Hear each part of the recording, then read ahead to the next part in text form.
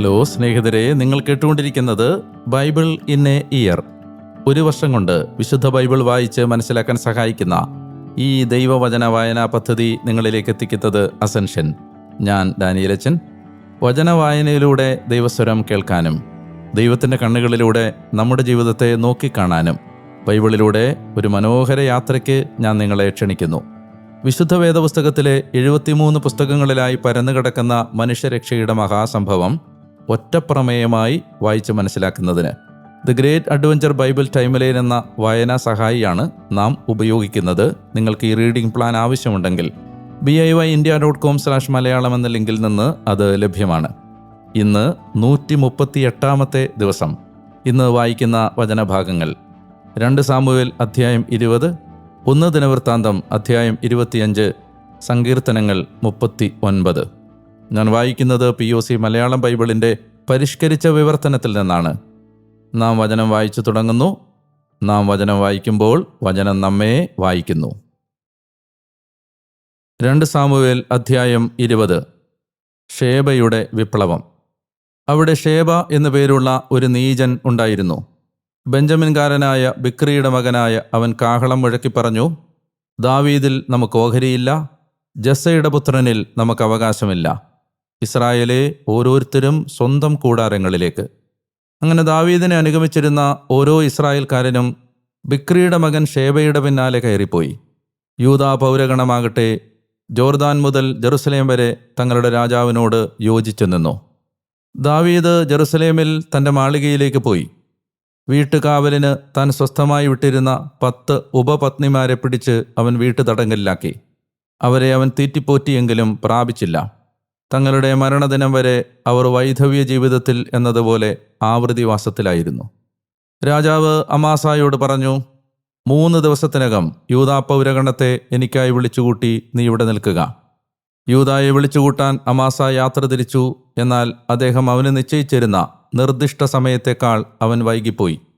തുടർന്ന് ദാവീദ് അബിഷായിയോട് പറഞ്ഞു, ഇനിയിപ്പോൾ ബിക്രിയുടെ മകൻ ഷേബ നമുക്ക് അബ്സലോമിനേക്കാൾ കൂടുതൽ ശല്യം ചെയ്യും. നീയാകട്ടെ നിന്റെ യജമാനൻ്റെ സേവകരെ കൂട്ടി അവനെ അനുധാവനം ചെയ്യുക. അല്ലെങ്കിൽ അവൻ തനിക്കായി കോട്ടയുള്ള നഗരങ്ങൾ കണ്ടെത്തി നമ്മുടെ ദൃഷ്ടിയെ ഒഴിവാക്കിയേക്കും. അങ്ങനെ യോവാബിൻ്റെ ആളുകളും കേറത്തുകാരും പെലേത്തുകാരും സകല വീരന്മാരും അവൻ്റെ പിന്നാലെ പുറപ്പെട്ടു. ബിക്രിയുടെ മകൻ ഷേബയെ അനുധാവനം ചെയ്യാനാണ് അവർ ജെറുസലേമിൽ നിന്ന് പുറപ്പെട്ടത്. അവർ ഗിബെയോനിലുള്ള വലിയ പാറയ്ക്കടുത്തായപ്പോൾ അമാസ അവരുടെ മുമ്പിൽ വന്നുപെട്ടു. യോവാബ് പടച്ചട്ടമുറുക്കിയിരുന്നു. അതിനു മീതെ ഒരു ഉറയിൽ അവൻ്റെ അരയിൽ ഉറപ്പിച്ചിരുന്ന വാളിൻ്റെ പട്ടയും ഉണ്ടായിരുന്നു. അവൻ മുന്നോട്ടാഞ്ഞപ്പോൾ അത് വീണുപോയി. യോവാബ് അമാസായോട് ചോദിച്ചു, എൻ്റെ സഹോദരാ, സുഖം തന്നെയോ? എന്നിട്ട് അവനെ ചുംബിക്കാനെന്നോണം അവൻ്റെ താടിയിൽ യോവാബിൻ്റെ വലത്ത് കൈ ഗ്രസിച്ചു. എന്നാൽ യോവാബിൻ്റെ കയ്യിലുണ്ടായിരുന്ന വാളിനെക്കുറിച്ച് അമാസ ജാഗ്രത പുലർത്തിയിരുന്നില്ല. അയാൾ അതുകൊണ്ട് അവൻ്റെ വയറ്റത്ത് കുത്തി. അവൻ്റെ കുടൽ അയാൾ തറയിലേക്ക് ചൊരിഞ്ഞു. അയാൾക്ക് 2ാമത് കുത്തേണ്ടി വന്നില്ല. അവൻ മരിച്ചു. പിന്നെ യോവാബും അവൻ്റെ സഹോദരൻ അബിഷായിയും ബിക്രിയുടെ മകൻ ഷേബയെ അനുധാവനം ചെയ്തു. യോവാബിൽ സന്തുഷ്ടിയുള്ളവനാര്? ദാവീദിനുള്ളവനാര്? അവൻ യോവാബിനെ അനുഗമിക്കട്ടെ എന്ന് യോവാബിൻ്റെ ഭൃത്യന്മാരിൽ ഒരുവൻ അമാസയ്ക്കരികെ നിന്ന് പറഞ്ഞു. അവൻ പെരുവഴി മധ്യേ രക്തത്തിൽ കുളിച്ചു കിടക്കുകയായിരുന്നു. ജനം മുഴുവൻ നിൽക്കുന്നുവെന്ന് കണ്ട് അയാൾ അമാസായെ പെരുവഴിയിൽ നിന്ന് വയലിലേക്ക് മാറ്റിയിട്ടു. അവൻ്റെ പക്കലെത്തി എല്ലാവരും നിൽക്കുന്നുവെന്ന് കണ്ടപ്പോൾ അയാൾ അവൻ്റെ മേലൊരു തുണി വലിച്ചിട്ട് പെരുവഴിയിൽ നിന്ന് നീക്കം ചെയ്തു. തുടർന്ന് സകലരും യോവാബിൻ്റെ പിന്നാലെ ബിക്രിയുടെ മകൻ ഷേബയെ പിടികൂടാൻ മുന്നേറി.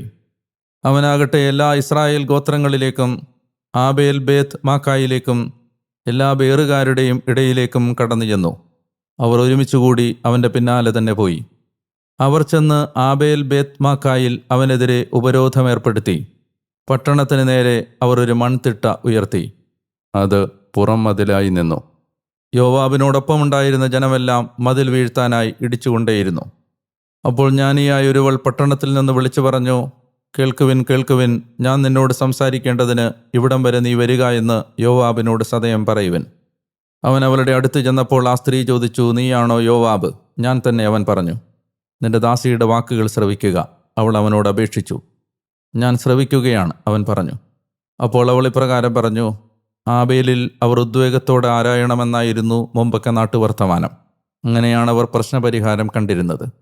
ഞാൻ ഇസ്രായേലിൻ്റെ വിശ്വസ്തരായ സമാധാനകാംക്ഷികളിൽ ഒരുവളായിരിക്കെ നീ ഇസ്രായേലിലെ ഒരു നഗരത്തെയും ഒരു മാതാവിനെയും നശിപ്പിക്കാൻ ഉദ്യമിക്കുന്നു. എന്തുകൊണ്ട് നീ കർത്താവിൻ്റെ അവകാശം വിഴുങ്ങുന്നു? യോവാബ് മറുപടിയായി പറഞ്ഞു, ഞാൻ വിഴുങ്ങുക എന്നതും ഞാൻ നശിപ്പിക്കുക എന്നതും ഒരിക്കലും എനിക്ക് ഇടയാകാതിരിക്കട്ടെ, ഒരിക്കലും. കാര്യം അങ്ങനെയല്ല. എഫ്രായിം മലയിൽ നിന്നുള്ള ഒരുവൻ, ബിക്രിയുടെ ഷേബ എന്നു പേരുള്ള മകൻ, ദാവീദ് രാജാവിനെതിരെ തൻ്റെ കരമുയർത്തിയിരിക്കുന്നു. അവനെ മാത്രം വിട്ടുതരിക, ഞാൻ പട്ടണം വിട്ടുപൊക്കൊള്ളാം. ഇതാ അവൻ്റെ തല മതിലിനു മീതെ കൂടി നിന്റെ അടുത്തേക്ക് എറിയപ്പെടാൻ പോകുന്നു. ആ സ്ത്രീ യോവാബിനോട് പറഞ്ഞു. ആ സ്ത്രീ തൻ്റെ ജ്ഞാനത്തോടെ ജനം മുഴുവനെ സമീപിച്ചു. അവർ ബിക്രിയുടെ മകൻ ഷേബയുടെ തല ഛേദിച്ച് യോവാബിൻ്റെ അടുത്തേക്ക് എറിഞ്ഞു കൊടുത്തു. അപ്പോൾ അവൻ കാഹളമൂതി. അവർ ഓരോരുത്തരും പട്ടണത്തിൽ നിന്ന് താന്താങ്ങളുടെ കൂടാരങ്ങളിലേക്ക് പിരിഞ്ഞുപോയി.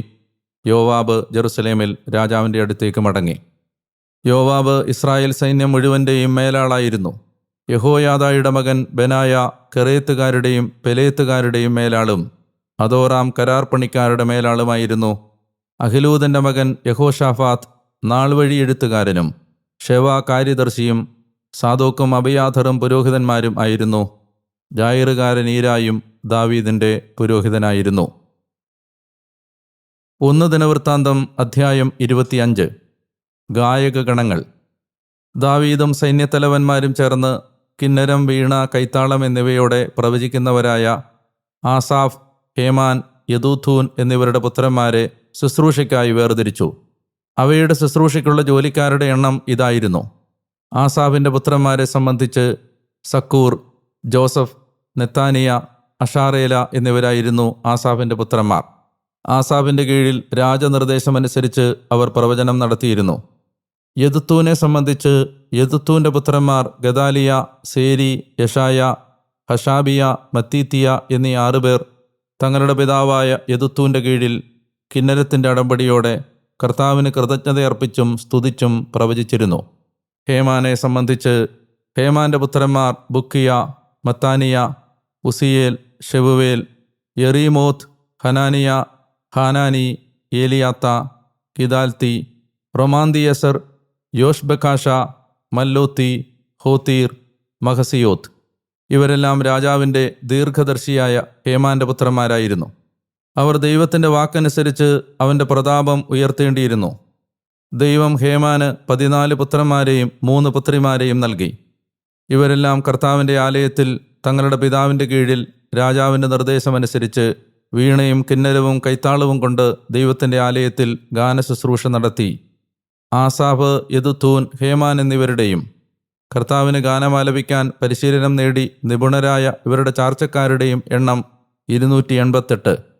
വലിപ്പച്ചെറുപ്പമോ ഗുരുശിഷ്യ വ്യത്യാസമോ പരിഗണിക്കാതെ അവർ നറുക്കിട്ടു തങ്ങളുടെ ഉത്തരവാദിത്വങ്ങൾ നിശ്ചയിച്ചു. ആസാഫിനുള്ള ആദ്യത്തെ നറുക്ക് ജോസഫിന് വീണു. രണ്ടാമത്തവൻ ഗദാലിയ, അവനും സഹോദരന്മാരും പുത്രന്മാരും ചേർന്ന് 12 പേർ. മൂന്നാമത്തവൻ സക്കൂർ, അവനും സഹോദരന്മാരും പുത്രന്മാരും ചേർന്ന് 12 പേർ. നാലാമത്തവൻ ഇസ്രി, അവനും സഹോദരന്മാരും പുത്രന്മാരും ചേർന്ന് 12 പേർ. അഞ്ചാമത്തവൻ നെത്താനിയ, അവനും സഹോദരന്മാരും പുത്രന്മാരും ചേർന്ന് 12 പേർ. ആറാമത്തവൻ ബുക്കിയ, അവനും സഹോദരന്മാരും പുത്രന്മാരും ചേർന്ന് 12 പേർ. ഏഴാമത്തവൻ യസാറേല, അവനും സഹോദരന്മാരും പുത്രന്മാരും ചേർന്ന് 12 പേർ. എട്ടാമത്തവൻ യഷായ, അവനും സഹോദരന്മാരും പുത്രന്മാരും ചേർന്ന് 12 പേർ. ഒമ്പതാമത്തവൻ മത്താനിയ, അവനും സഹോദരന്മാരും പുത്രന്മാരും ചേർന്ന് 12 പേർ. പത്താമത്തവൻ ഷിമയി, അവനും സഹോദരന്മാരും പുത്രന്മാരും ചേർന്ന് 12 പേർ. 11ാമത്തവൻ അസറേൽ, അവനും സഹോദരന്മാരും പുത്രന്മാരും ചേർന്ന് 12 പേർ. 12ാമത്തവൻ ഹഷാബിയ, അവനും സഹോദരന്മാരും പുത്രന്മാരും ചേർന്ന് 12 പേർ. 13ാമത്തേത് ഷബയേലിന്, അവനും സഹോദരന്മാരും പുത്രന്മാരും ചേർന്ന് 12 പേർ. 14ാമത്തേത് മത്തീത്തിയായ്ക്ക്, അവനും സഹോദരന്മാരും പുത്രന്മാരും ചേർന്ന് 12 പേർ. 15ാമത്തേത് യെറമോത്തിന്, അവനും സഹോദരന്മാരും പുത്രന്മാരും ചേർന്ന് 12 പേർ. 16ാമത്തേത് ഹനനിയായ്ക്ക്, അവനും സഹോദരന്മാരും പുത്രന്മാരും ചേർന്ന് 12 പേർ. 17ാമത്തേത് യോഷ്ബെക്കാഷയ്ക്ക്, അവനും സഹോദരന്മാരും പുത്രന്മാരും ചേർന്ന് 12 പേർ. 18ാമത്തേത് ഹനാനിക്ക്, അവനും സഹോദരന്മാരും പുത്രന്മാരും ചേർന്ന് 12 പേർ. 19-ാമത്തേത് മല്ലൂത്തിക്ക്, അവനും സഹോദരന്മാരും പുത്രന്മാരും ചേർന്ന് 12 പേർ. 20-ാമത്തേത് ഏലിയാഥായ്ക്ക്, അവനും സഹോദരന്മാരും പുത്രന്മാരും ചേർന്ന് 12 പേർ.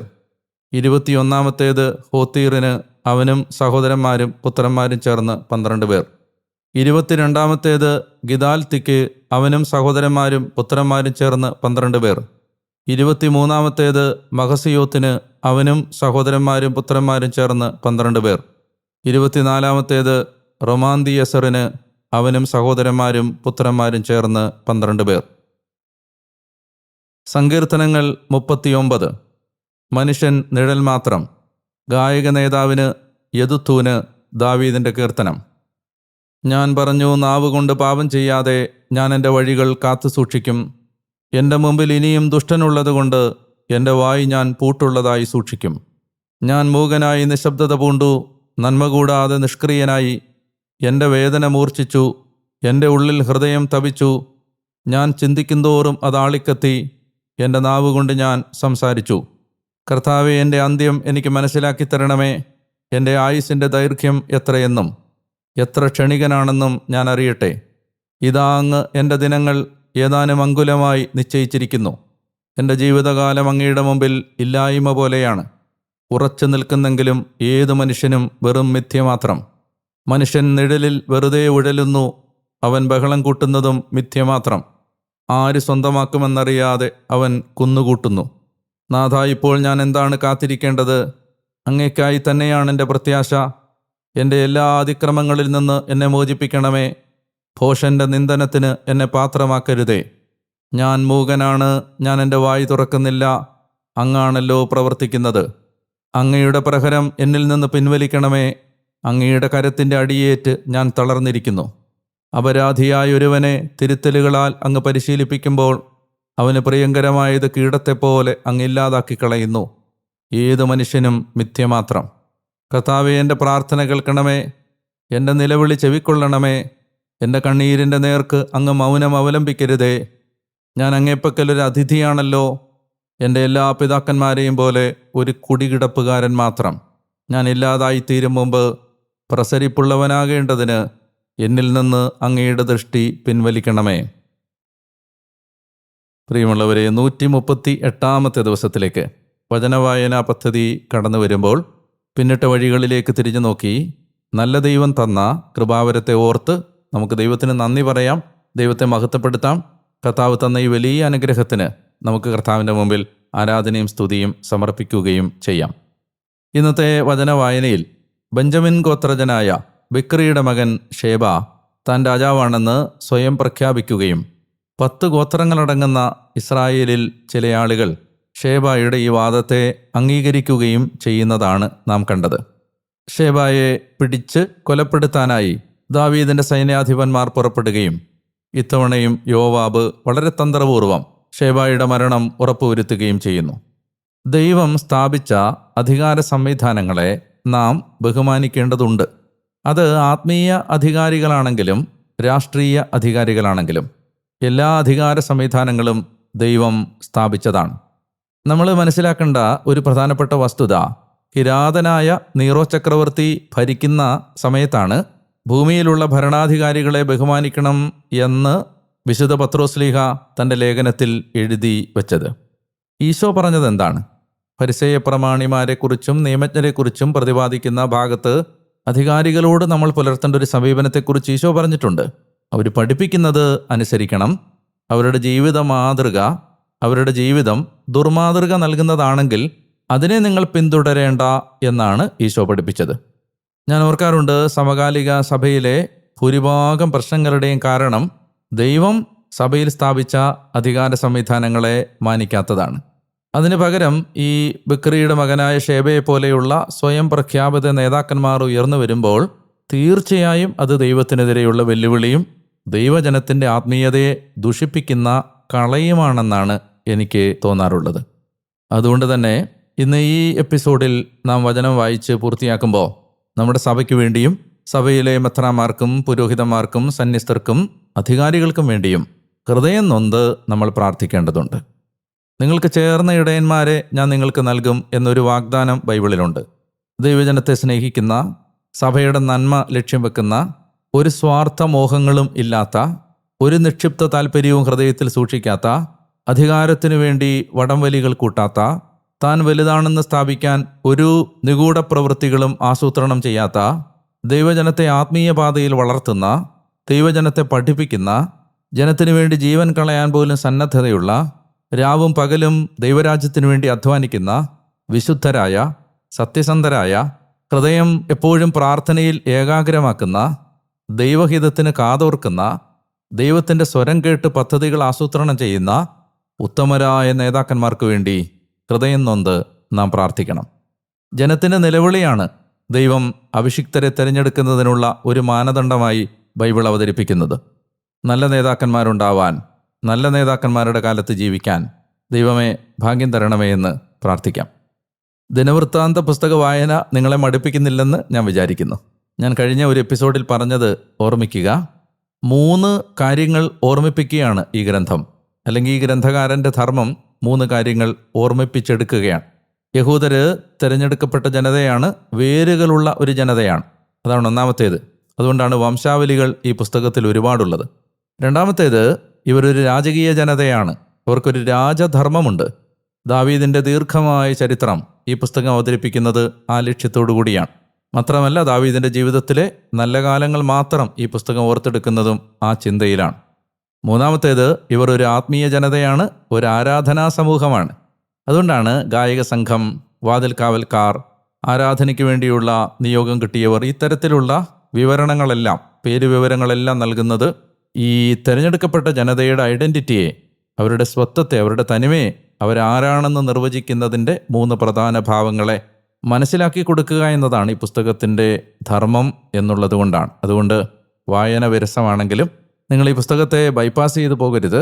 കാരണം ഒരു ലക്ഷ്യവുമില്ലാതെ പരിശുദ്ധാത്മാവ് ചില കാര്യങ്ങൾ എഴുതപ്പെടാൻ അനുവദിക്കില്ല എന്ന ഒരു വിശ്വാസത്തിലും ഒരു ദൈവ ആശ്രയത്വത്തിലും നമുക്ക് ഈ വചന വായന മുന്നോട്ട് കൊണ്ടുപോകാം. കർത്താവേ, അങ്ങേക്ക് ഞാൻ നന്ദി പറയുന്നു. ദൈവമേ, അധികാരികൾക്ക് വിധേയപ്പെടാനുള്ള ഒരു മനസ്സ് ഞങ്ങളുടെ കാലത്തിന് അങ്ങ് നൽകണമേ എന്ന് ഞാൻ പ്രാർത്ഥിക്കുന്നു. ആജ്ഞാപിക്കുന്നവന് തെറ്റുപറ്റിയാലും അനുസരിക്കുന്നവന് തെറ്റുപറ്റുകയില്ല എന്ന് ഓർക്കാൻ ഞങ്ങളെ സഹായിക്കണമേ എന്ന് ഞാൻ പ്രാർത്ഥിക്കുന്നു. ഞങ്ങളെ നയിക്കുന്നവരുടെ ജീവിതം ദുഷിച്ചതാണെങ്കിലും ദൈവം സ്ഥാപിച്ച സംവിധാനങ്ങളിലൂടെ അവർ ഞങ്ങളെ പഠിപ്പിക്കുന്നതും ഞങ്ങളനുസരിക്കാൻ കൽപ്പിക്കുന്നതും ഏറ്റെടുക്കാനുള്ള വിധേയത്വവും വിനയവും ഞങ്ങൾക്ക് നൽകണമേ എന്നും പ്രാർത്ഥിക്കുന്നു. ദൈവമായ കർത്താവെ, ഞങ്ങൾക്ക് ഈ കാലഘട്ടത്തിൽ നല്ല നേതാക്കന്മാരെ തന്നിട്ടുള്ളതിനും ഞാൻ അങ്ങേക്ക് നന്ദി പറയുന്നു. ദൈവം സ്ഥാപിച്ച സംവിധാനങ്ങളെ മാനിക്കാനുള്ള ഹൃദയവിശാലതയും എളിമയും തന്ന് ഞങ്ങളുടെ കാലത്തെ അങ്ങ് കുറെ കൂടി കൃപാവരം വർഷിച്ച് അനുഗ്രഹിക്കണമേ എന്നും ഞാൻ പ്രാർത്ഥിക്കുന്നു. ഇപ്പോൾ ഈ സ്വരം കേട്ടുകൊണ്ടിരിക്കുന്ന ഈ മകനെയും മകളെയും അങ്ങ് ആശീർവദിക്കണമേ. ഇവരുടെ ജീവിതത്തെ അങ്ങ് സുഖപ്പെടുത്തുകയും അനുഗ്രഹിക്കുകയും ചെയ്യണമേ എന്നും ഞാൻ പ്രാർത്ഥിക്കുന്നു. കർത്താവായ യേശുവിൻ്റെ നാമത്തിൽ ആമേൻ. പ്രിയപ്പെട്ടവരെ, നിങ്ങൾ ഈ കേട്ടുകൊണ്ടിരിക്കുന്ന പ്ലാറ്റ്ഫോം സബ്സ്ക്രൈബ് ചെയ്താൽ മുടക്കമില്ലാതെ നിങ്ങൾക്ക് ഈ വചന വായനയിൽ പങ്കെടുക്കാൻ കഴിയും. ഈ വചന വായനാ പദ്ധതിയെ നിങ്ങളുടെ പ്രിയപ്പെട്ടവരോട് പരിചയപ്പെടുത്താൻ മറക്കരുത്. നാളെ വീണ്ടും ഈ വചനസ്വരവുമായി നിങ്ങളുടെ അടുത്തേക്ക് എത്തും വരെ ഞാൻ ഡാനിയലച്ചൻ, ഞാൻ നിങ്ങൾക്ക് വേണ്ടി പ്രാർത്ഥിച്ചുകൊണ്ടേയിരിക്കുന്നു.